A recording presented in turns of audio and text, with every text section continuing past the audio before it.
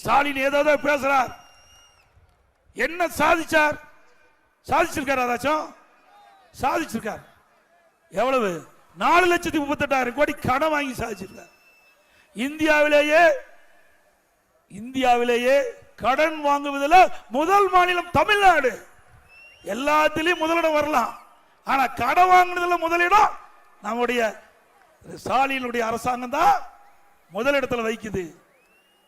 அது மட்டும் இல்லை, இந்த ஆண்டு 1,00,000 கோடி கடன் வாங்க போறாங்க. ஆக 5 ஆண்டு திராவிட முன்னேற்ற கழக ஆட்சி நிறைவு பெறுகின்ற பொழுது 5,38,000 கோடி கடனை பாய் வச்சுட்டு போறார். ஆக இதே ஸ்டாலின் அவர்கள் எதிர்கட்சி தலைவராக இருக்கும் போது அப்ப அறிக்கை வெளியிட்டார். அதுல திராவிட முன்னேற்ற கழகம் ஆட்சிக்கு வந்தா நிதி மேலாண்மை சரி செய்யப்படும், ஏற்கனவே வாங்கிய கடன் படிப்படியாக குறைக்கப்படும், நிதி ஆதாரத்தை பெருக்கப்படும் என்று வாக்குறுதி கொடுத்தார். அதே போல நிதி மேலாண்மை குழு அமைச்சாரு, நிபுணர் குழு அமைச்சாங்க. அந்த நிபுணர் குழு வந்த பிறகு கடன் வாங்கி இருக்கிறாங்க. எதுக்காக நிபுணர் குழு அமைச்சாங்க? கடன் வாங்குறதுக்கு நிபுணர் குழு அமைச்சாங்க. சிந்திச்சு பாருங்க.